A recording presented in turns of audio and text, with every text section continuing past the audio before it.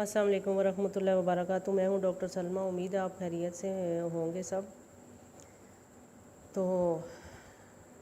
آج میں آپ کے ساتھ کچھ ایک نیا شیئر کرنا چاہتی تھی۔ وہ یہ ہے کہ مجھے شروع سے بہت زیادہ شوق تھا کہ میں اللہ تعالیٰ کے راستے میں خود کو پیش کروں، اور ہر بات جو بھی مجھے اشارہ ملتا تھا اپنے خوابوں میں، اپنے دماغ کی وجہ سے میں اس پہ عمل کرتی جاتی تھی۔ میں نے جو ہے وہ اسی وجہ سے پھر میں نے درس میں پڑھا، قرآن پاک کو دیکھا، اس کا ترجمہ کیا، اس کے بارے میں جانا، جو ہمارے درمیان جو تھا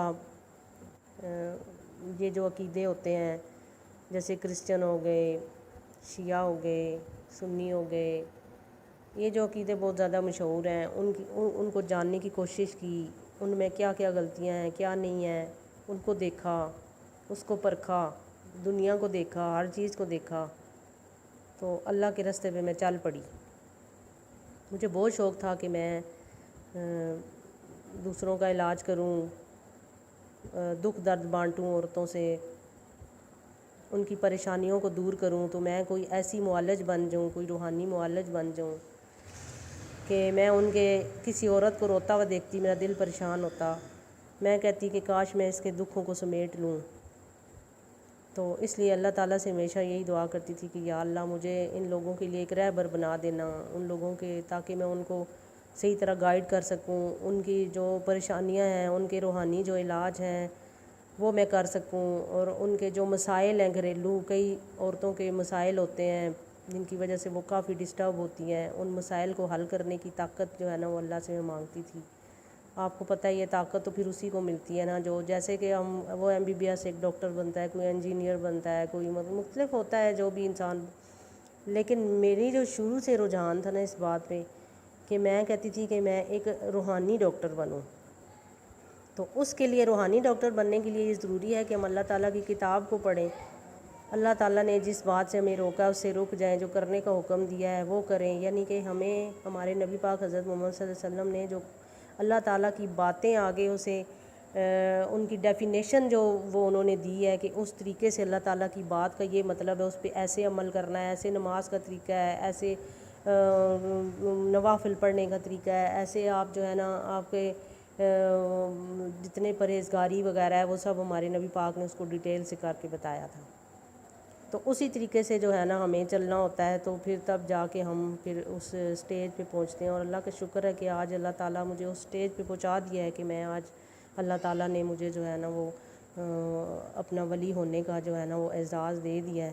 تو میں نے یہ چینل بنایا اس لیے تاکہ آپ کو ہر بات میں گائیڈ کر سکوں۔ آپ کو پتہ ہے اللہ اپنے ولیوں سے جو بات کرتے ہیں، اللہ تعالیٰ کی آواز سنائی دیتی ہے، اور جو ہے نا پھر اللہ تعالیٰ ڈائریکٹ بندے سے بات کرتے ہیں۔ تو اللہ تعالیٰ کی آواز سننے کے لیے اللہ تعالیٰ جو اب آپ کے دماغ کے پردے ہوتے ہیں اس پہ اللہ تعالیٰ کا عکس آپ کو نظر آتا ہے، پھر اللہ تعالیٰ کی آواز آپ کو سنائی دیتی ہے، دل میں اللہ تعالیٰ جب آتے ہیں آپ کے دل کو سکون محسوس ہوتا ہے، اللہ تعالیٰ اطمینان اس دل میں ڈال دیتے ہیں، اس پہ کلمے کی مہر لگا دیتے ہیں، اور پھر جو ہے نا اس کو پکا اپنا دوست بنا لیتے ہیں، اور پھر ہمارے نبی پاک جو ہے نا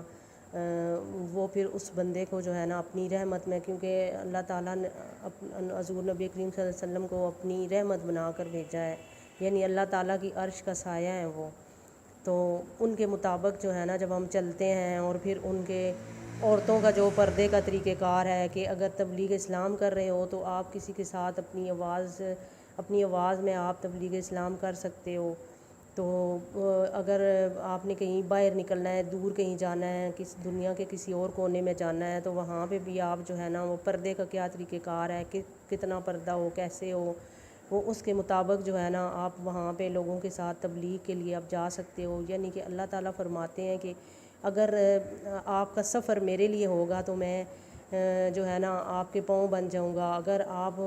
ہاتھوں سے جو ہے نا وہ کچھ کرو گے میرے لیے تو میں آپ کے ہاتھ بن جاؤں گا، یعنی کہ بننے کا مطلب یہ ہے کہ اللہ تعالیٰ کی جو ایکٹیویٹی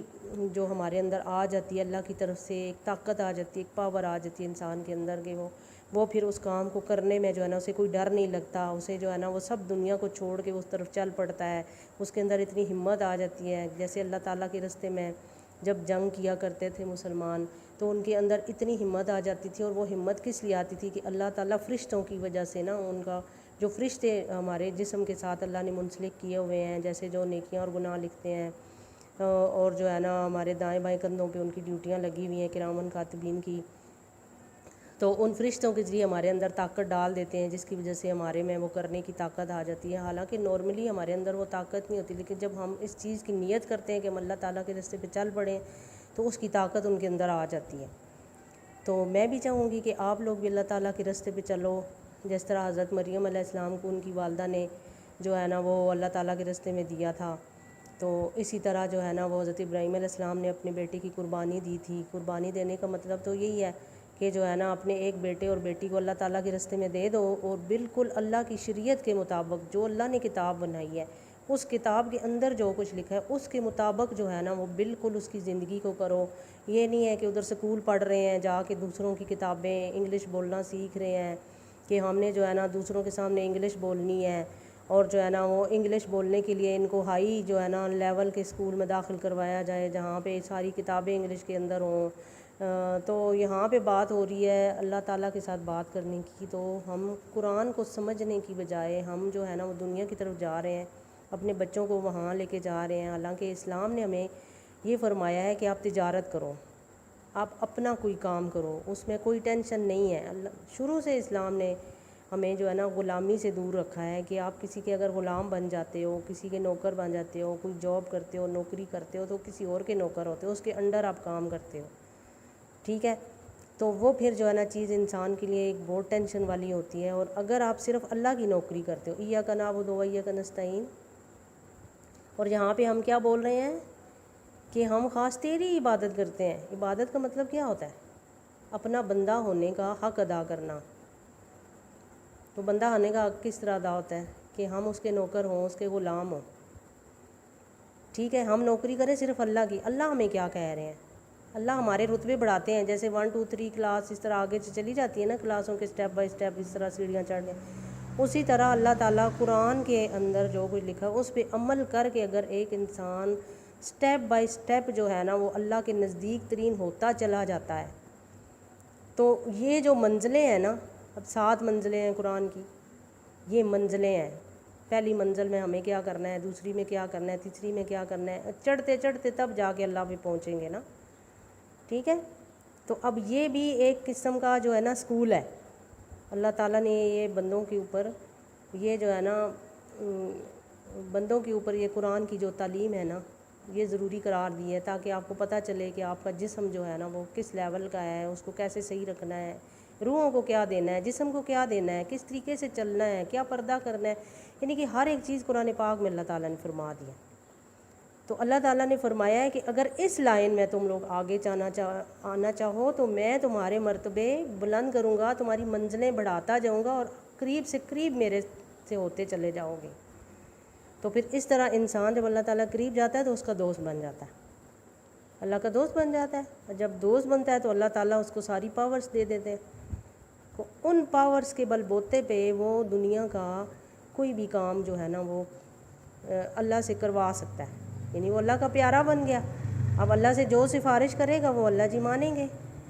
تو اس کے لیے سب سے پہلے تو ہمارے نبی پاک آتے ہیں، پہلے تو اپنی سفارش آپ ان کے سامنے پیش کرو، پھر اس کے بعد جو ہے نا وہ اللہ تعالیٰ کے پاس چلی جاتی ہے، وہ ان کو پیش کرو گے تو آگے ادھر چلی جائے گی۔ تو بات یہ ہے کہ میں بھی یہی چاہتی ہوں کہ میں لوگوں کا علاج کروں، تو میں اس چیز میں آئی، میں روحانی ڈاکٹر بنی۔ اب میں نے اپنی ساری زندگی، اب میری 47 میری ایج جو ہے نا وہ ابھی سٹارٹ ہو گئی ہے، تو 47 تک آپ دیکھ لیں کہ اللہ تعالیٰ فرماتے ہیں کہ اگر کسی انسان نے کامیاب ہونا ہے، خالی جنت کا، اگر اس کو جنت چاہیے، جنت کا مطلب گھر ہوتا ہے، اگر اس کو گھر ہی اپنا چاہیے تو اس کے لیے بھی 25 سال 25 ایئرس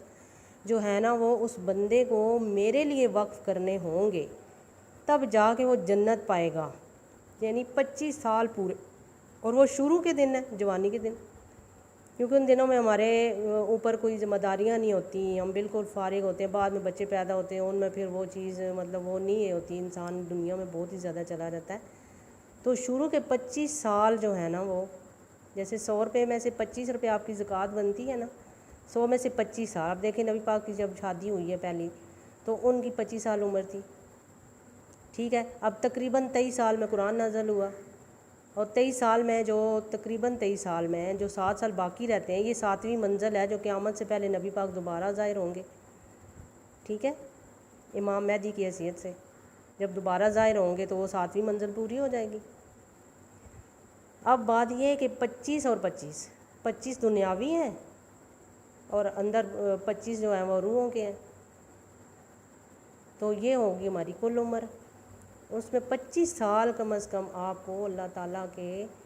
یعنی پوری جتنی بھی آپ کی زندگی ہے اللہ تعالیٰ نے دی ہے، اس میں آپ نیت کر لیں کہ 25 سال یا اللہ میں آپ کو 25 سال آپ کے ساری آہستہ آہستہ اسٹیپ، یعنی کہ آپ کے اکٹھے ہوتے ہیں کتنی نیکیاں ہیں، کیا کیا کیا نہیں کیا، وہ سارا جو اعمال نامہ ہے آپ کا 25 سال کا کاؤنٹ ہوتا ہے کہ 25 سال اس نے دیے ہیں، تو تب وہ اللہ تعالیٰ کے نزدیک صرف جنت کا حقدار پائے گا۔ یعنی اللہ تعالیٰ کے نزدیک ہونے کے لیے تو آپ کو بہت ساری عمر چاہیے نا، 50 سال چاہیے، جتنی نبی پاک کی عمر تھی اتنے چاہیے، 63 چاہیے۔ تو اب اللہ کا شکر ہے کہ میں اللہ تعالیٰ کا لاکھ لاکھ شکر ادا کرتی ہوں کہ میں نے جو کچھ مانگا اپنے رب سے وہ اس نے مجھے دیا۔ میں نے یہی مانگا کہ میں دنیا کا علاج کرنا چاہتی ہوں، میں کسی کو دکھی نہیں دیکھ سکتی، تو اس لیے جو ہے نا اللہ تعالیٰ نے اس میں کامیاب کیا ہے، اور اللہ تعالیٰ نے مجھے یہ دے دیا۔ تو اب میں ایک روحانی ڈاکٹر کی حیثیت سے میں علاج کر رہی ہوں، اور بندے جو ہے نا وہ شفا یاب بھی ہو رہے ہیں، کیونکہ یہ اس میں میرا کوئی کمال نہیں ہے، میں بس اللہ تعالیٰ کے آگے، کوئی بندہ آتا ہے میرے پاس، میرا یہ مسئلہ ہے، میں جو ہے نا اللہ تعالیٰ کے آگے اسے پیش کرتی ہوں کہ یہ بھائی کتنی زکوٰۃ بنتی ہے اس کی، وہ زکوٰۃ لیتی ہوں، اور اس کے بدلے میں اس بندے کی وہ ٹینشن اللہ تعالیٰ سے دور کرواتی ہوں۔ جس طرح ہمارے نبی پاک ہمیں بخشوائیں گے نا، ہماری سفارش کریں گے، سفارش کرنے کے لیے بھی ضروری ہے کہ جو نبی پاک نے فرمایا اس پہ عمل کریں۔ اس طرح نہیں کہیں گے کہ ہاں یہ بندہ بخش دیں، یہ بندہ بخش دیں، نہیں، بندے کے بھی تو اعمال ہونے چاہیے نا، بندے کو کیا کرنا ہے وہ اس کو کرنا ہوگا، وہ لازمی اس کو کرنا ہوگا۔ تو مجھے امید ہے کہ آپ کو میری بات سمجھ آ گئی ہوگی، اور آپ سب سے دعاؤں کی ریکویسٹ ہے کہ اللہ تعالیٰ نے مجھے ولی ہونے کا مقام دیا ہے، اور اس کے لیے میں ساری زندگی بھی شکر ادا کرتی ہوں، اپنے رب کا شکر نہیں ادا کر سکتی کہ اللہ تعالیٰ نے مجھے اپنے ولی کا مقام دیا ہے۔ اس کے لیے یقین مانے کہ بہت ہی مشکلات سے گزر کے یہاں تک پہنچی ہوں۔ ابھی تو ساری زندگی پڑی ہے، میں نے اپنی ساری زندگی اللہ کے راستے میں وقف کر دیا، اپنا بچہ بھی دے دیا اللہ کے راستے میں، کیونکہ حضرت ابراہیم علیہ السلام نے بھی تو اپنے بچے کی قربانی دی ہے نا، تو ہم بھی اپنے بچے کی قربانی دیں گے تو یہ ہمارا بچہ اللہ کے سپرد ہو جائے گا۔ اللہ کے سپرد جو چیز کر دو بس وہ اس کی ہو گئی۔ اب وہ جو چیز ہے وہ اور اللہ، یہ آپس کا ان کا معاملہ ہے، اب ہم بیچ میں سے نکل جاتے ہیں پھر، ٹھیک ہے۔ تو آپ لوگ بھی اپنا کوئی بھی بچہ ہے، بیٹا ہے، بیٹی ہے، کوئی ایک جو ہے نا اللہ کے راستے میں ضرور اس کو جو ہے نا پوری کی پوری اس کی زندگی اللہ کے راستے میں قربان کر دیں، ٹھیک ہے۔ دعاؤں کی طلبگار ہوں، اور اب اجازت دیں مجھے، انشاءاللہ ڈیوٹی میں ملتی ہوں۔ اللہ حافظ۔